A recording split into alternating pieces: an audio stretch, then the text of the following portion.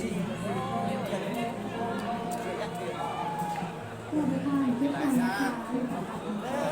เมื่อสองด้วยที่ห้าซับเมื่อเขามองภาษาอีกทะลุทะลุอ้าวโอ้ลูกเสือไปเที่ยวลูกเสือ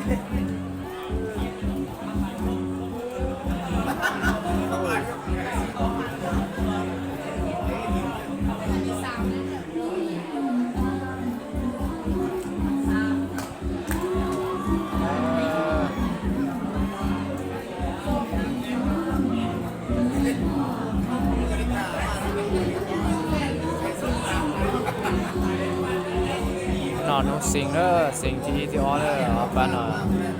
มองไปเดินรอพลงเยอะเด้อเดี๋ยวจะนอนมองไปถึงนอนชี้ลู่พลงเยอะจะนอนพลงเยอะต่อเดินด่ามองไปต่อเดินด่าไปถึงนอนชี้ลู่ตั้งอ้อเชี่ยวที่อยู่ตาชี้ต่อคือยังจะต่อที่เด้อที่จะต่อลู่ผ่านเด้อต่อเยอะthứ ba vị trí trong lịch sử thì dạng thì ít là thì là sai lúc hạt nó sẽ đây chờ thì ở ta đó chỗ chính tế chính đâu chân là thì ta đó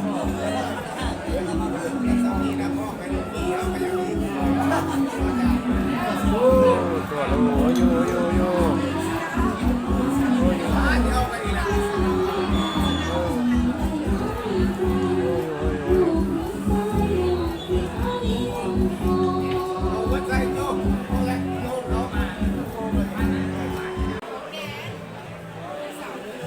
ตาเลยเดี๋ยวเชื่อตาเลย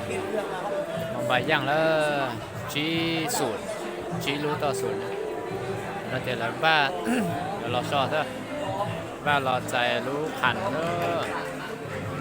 เต็มบ้านเรารู้ขันได้ยังแต่นอนนะเนี่ยเวทีเนาะตรงนอออฟผ่านกดชี้แล้วเดี๋ยวพอวันที่2 ธันวาคมผ่านกดชี้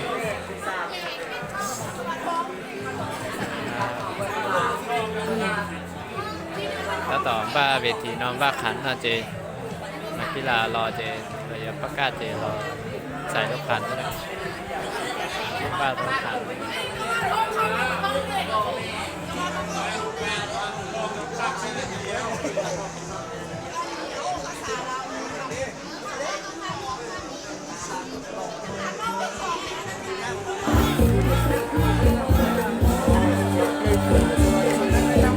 ย่างมาลงเชื้อตัดตาเด้อ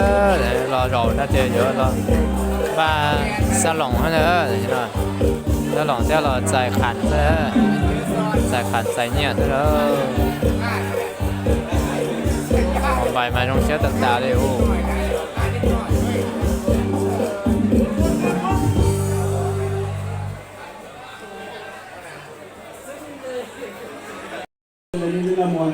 แล้วเขาคณะกรรมการทางสปอร์ตกับบ้านขาที่ไหนและสำหรับคนที่รถเหลือพวกเขาที่ว่าสรุปนับแต่วันที่19 เดือน 11นะเดือน 12ก็คือว่าเดือน1 เดือนก็คือพวกเขาจัดปีหนึ่งที่ครั้งหนึ่งที่ว่ายิ่งใหญ่รางวัลในพวกเขาเฉลิมฉลองวันชาติปีนี้วันชาติอันที่2มาเลยในพวกเขาจัดเพื่อมีความสมัครอยู่ในภายในบริษัทอันที่3เลยเป็นเขาต้องการให้ทุกคะแนนทุกนักกีฬาเพื่อสุขภาพโดยฉะนั้นพวกเขาประสบผลสำเร็จหลายอย่างและการพวกเขาที่สำเร็จแบบนี้หนึ่งพวกเขาได้สนับสนุนจากผู้ใหญ่ที่ให้งบประมาณเขาหลายอันที่2เนี่ยเป็นพวกเขาเป็นคณะกรรมการที่ว่าอดทนโดยรวมกันเพื่อให้งานนี้สำเร็จแล้วก็โดยเฉพาะเราได้รับบางส่วนอยู่เป็นเหมือนกันทั้งเพื่อนทั้งหมอแล้วก็ทั้งโค้ชทีมตัวรายบางส่วนที่มาเห็นงานนี้เกิดขึ้นสำเร็จเนาะฉะนั้นพวกเขาส่งเสริมให้ทั้งคณะวัตถุงานที่ว่าพวกเขาเป็นการไม่ดีแหละต้องมือส่งเสริมกันมาเพื่อสำเร็จเลยสำหรับในการต่อไปพวกเขาจะมอบรางวัลเลยอันที่ว่าอีกครั้งอันที่ว่าขอบใจทั้งทุกภาคส่วนที่ว่ามีส่วนร่วมและสำหรับปีนี้ ยอดที่ว่าพวกเขาติดตามเรื่องนี้มี4รายการหมอพิการ1million หมอที่นี่แล้วก็พิการและแสดงเกิดจาก1นักเตะโปรฟิตอันที่2เรียนการหญิงบนลงมาเนาะเพื่อเขาจะปล่อยไว้ครับจะขออนุญาตอ่านมอบรางวัลไปเลยเนาะก็คือรางวัลท็อปสกอร์ผู้ที่ทำประตูสูงสุดทัวร์นาเมนต์นี้ทัวร์นาเมนต์2025ของบ้านภูคำเอามีอยู่ทั้งหมด3ท่านโดยที่นี้เนาะก็คือเฮ็ดประตูไปทั้งหมดทั้งทัวร์นาเมนต์นี้5ประตูเนาะ1เยียว่างจาก TSF เยียว่างมาบอถ้าบ่มาก็ต่างหน้ามาครับได้เนาะแล้วก็2อาฟูจากโคลอมเบียเนาะ5ประตูเป็นกันและ3นี้คือกิติศักดิ์จากไมนิ่งเนาะอันนี้คือผู้ที่เฮ็ดประตูสูงสุดเนาะขอเชิญขึ้นมาทางเวทีเลยเจ้า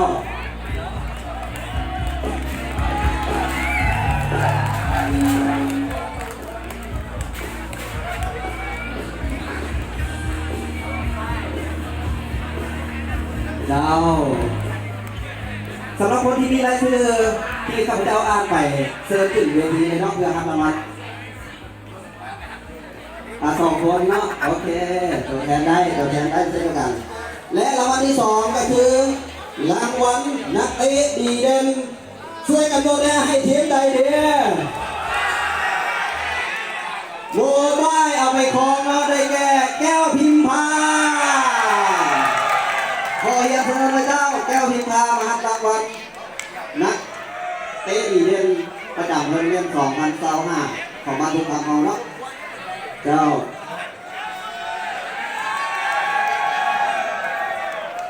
ขอเสียงตบมือให้เจ้า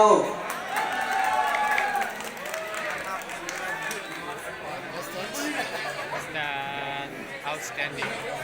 prayer เจ้าเนาะโอ้ยินดีและขอเสียงตบมือดังๆให้กับเพื่อนอีกเพื่อนหนึ่งแล้วกันและรางวัลที่3ก็คือรางวัลผู้รักษาประตูดีเด่นได้แก่อังคารมาโมบายเช่นเดียวกันนะโมบายอังคารขอเชิญเลย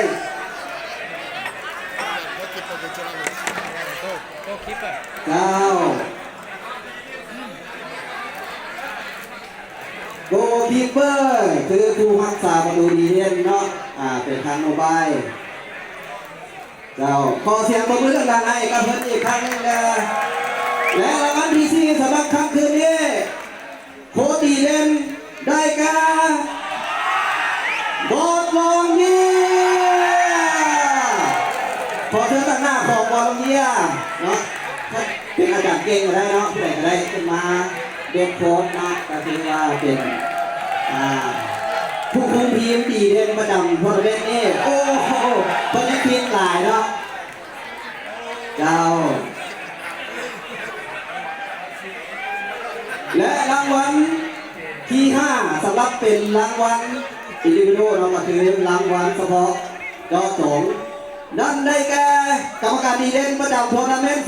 2025ได้แก่อาจารย์สุริเยอาจารย์โจอาจารย์ได้แล้วเนาะขอเชิญขึ้นเวทีเลยเจ้าโอ้ยอย่ามาเลยอย่ามาเลยเจ้าโอ้ยอย่ามาเลยอย่ามาเลย ขอเสียงตบมือดังๆให้กับเพื่อนอีกครั้งหนึ่งได้อาจารย์โจสุริเยจากทีมแพทย์แอฟซีเนาะเจ้า the best refugee เฮ้ยอย่ามาเลยด้วยจู refugee สำหรับรางวัลของพวกเขาเป็น5สิ่งรางวัลที่ว่าพวกเขาแจกไปถ้าเป็นนี้แล้วเขาจะมาเริ่มจากรางวัลทีซี3 2 1ไปเลยเนาะสำหรับทีมที่ได้ทีซีแคปเอฟซีขอเชิญขึ้นมาทางไม่ดีเนาะเจ้า กลัวนะอาจารย์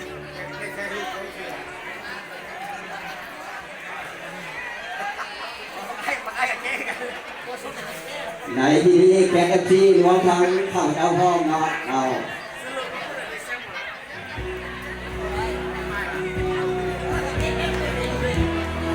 ยินดีกับแกงกับชีขอเสียงปรบมือดังให้กับแกงกับชีอีกครั้งหนึ่งเนาะและทีมที่ได้ที่3สำหรับทัวร์นาเมนต์นี้ได้แก่ทีมไมนิ่งเนาะไมนิ่งที่เราการขอเชิญเชิญเวทีเลยเจ้า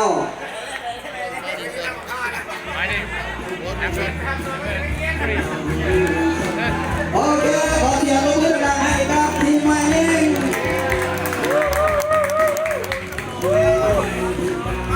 และขอเชิญอันดับที่2สำหรับค่ำคืนนี้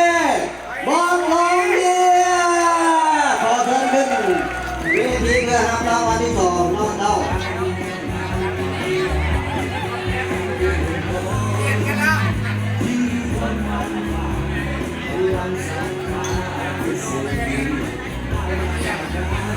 เขามีเหรียญสำหรับรางวัลที่2นะนักเตะเขา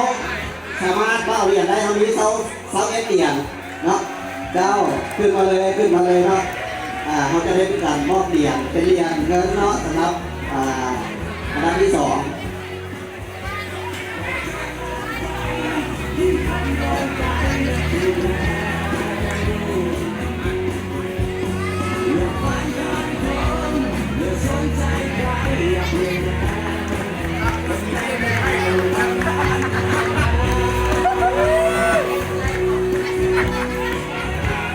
นะโอกาสนี้ขอเรียนเชิญทั้งคณะกรรมการของเราคือหอประธานสปอร์ตครับเนาะทั้งไอโคทีสระเนาะ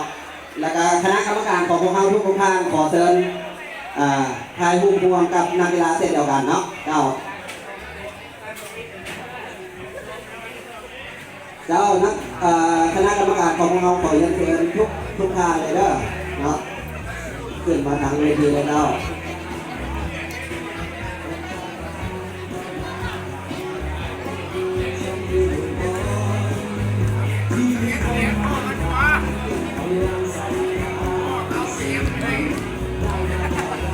เพิ่นยังรักษาสถิติเพิ่นได้ดีเสียงกับแคปเช่นเดียวกันเนาะสำหรับทีมงานก่อนเราเนี่ย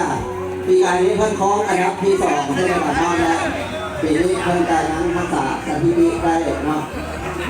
ถือว่าชมเชยและชมเชยทางนักกีฬาทางก่อนเราเนี่ยมีส่วนร่วมทุกปีเนาะสำหรับกิจกรรมดีแบบนี้ครับผู้ทำเราเนาะ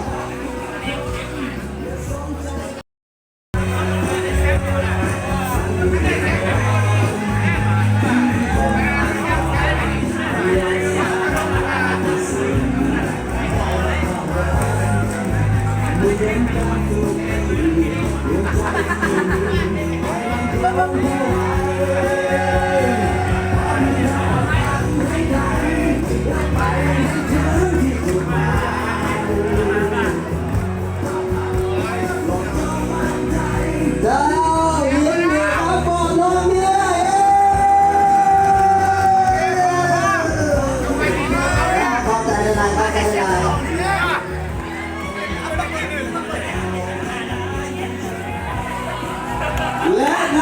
โอกาสนี้ขอเฮียนเชิญนักกีฬาของสังเวียนยืนข้างเวทีเลยเจ้ายืนข้างเวทีเลยเพื่อเกียรติรอดท่าฮักเหรียญเนาะทั้งเวทียกขวามือเลยเจ้าโมบายทีเดียวสำหรับทัวร์นาเมนต์2025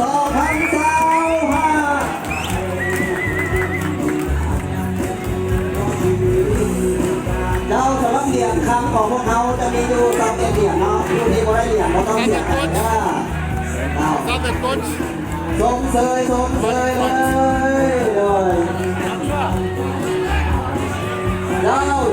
ต่อแถวกันมาเลยเจ้าพิมพ์ต่อแถวกันมาเลยโดย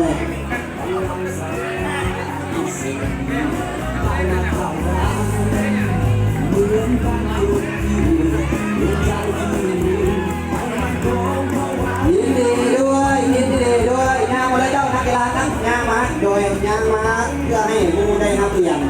ยืนเข้ามาเดี๋ยวย่างมาก่อน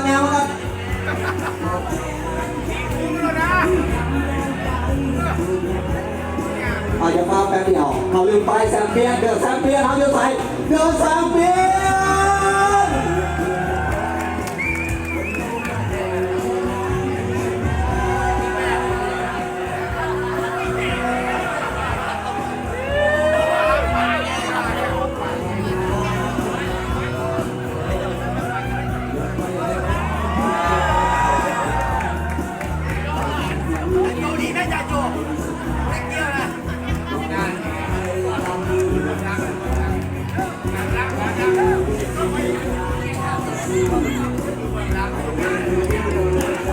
พวกเขาคณะกรรมการทุกการก็มีคำว่าอย่างดีๆนอกจากว่า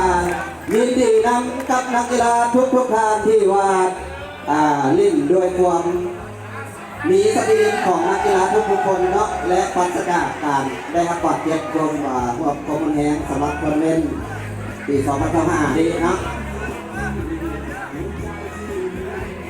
เอาพร้อมมาสู้เหรียญพร้อมมาสู้เหรียญสู้ถ้วยหัวหน้าเย็นมาเด้อเสิร์ฟเลย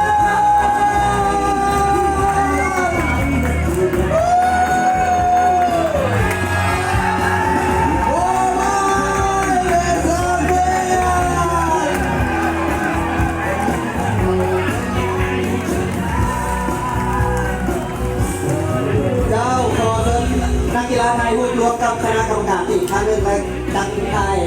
เป็นสปอร์ตทีมของโมบายเนาะเจ้าขอเชิญเลยเจ้า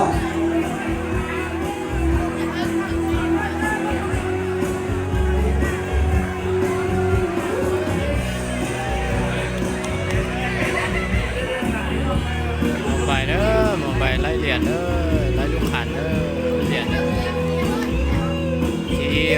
ไปตัวที่เขาผ่านทางชี้เด้อ